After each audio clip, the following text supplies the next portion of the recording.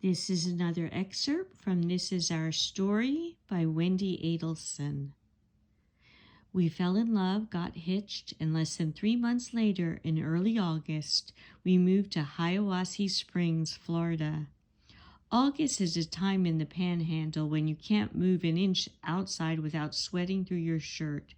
It's uncomfortable, to say the least. We moved to this godforsaken place for Josh's career, and because I wanted and needed to be with him no matter where we were.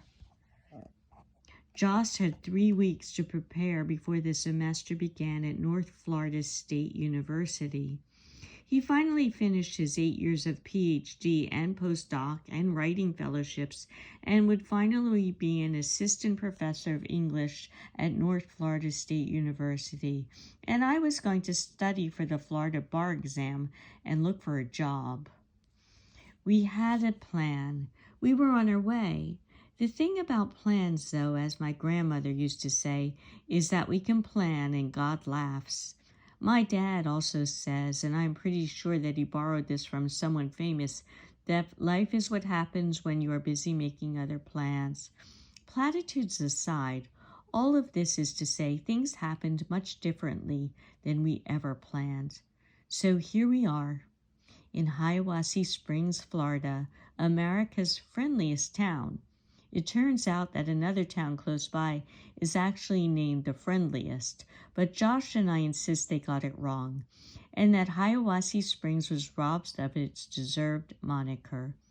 People in the Hawasi are the kind that would run through traffic if you asked them to. How did we get here? Let's see. For our honeymoon, we took the scenic route from Washington, D.C. through the Carolinas, with a mandatory stop in the not-to-be-missed Très romantique town of Charleston. All those cobblestones and horse-drawn carriage rides through town, it's enough to make anyone fall in love right then and there. 10 or so hours later, having seen all the back roads in the southeast seaboard, and one very expensive speeding ticket later, Josh and I arrived in Hawasi Springs.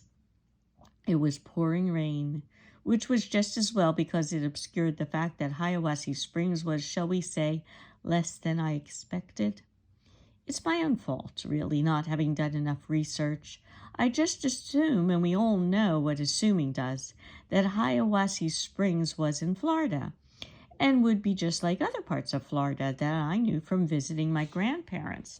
I assumed there would be palm trees and the beach and sunburned Canadians, and that North Florida was basically just like South Florida. Lily. I definitely found out how wrong you can be with assumptions.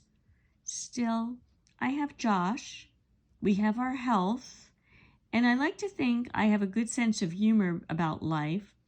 Turns out I have a good sense of humor, but only about other people's lives. I am quite humorless about my own, or at least I was. Hawasi Springs changed everything.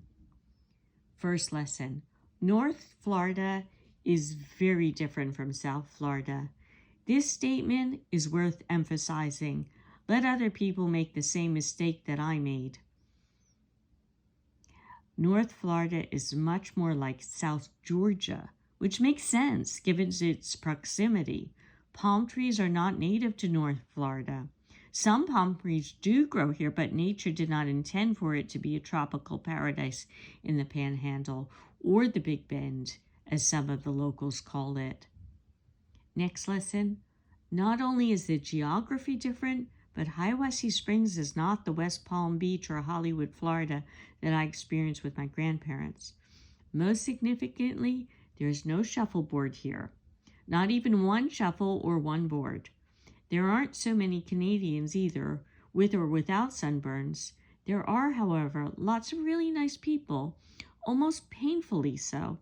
My first few days in Hawasi, I kept getting lost, which is surprising since it's pretty much a one traffic light kind of town.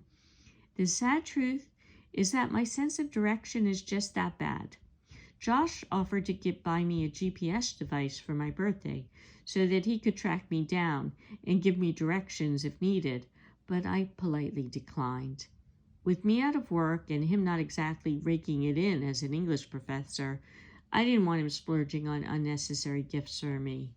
So as I proceeded to get lost around what I still sure is America's friendliest town, people actually stopped in the middle of the street, asked me where I was going, and then got in their cars or trucks and escorted me in the right direction. They then turned around back to where they came from, since they were not headed in my direction themselves. They wanted to make sure I got where I needed to go. This was definitely not South Florida or the Northeast. This, my friends, is Hawasi Springs.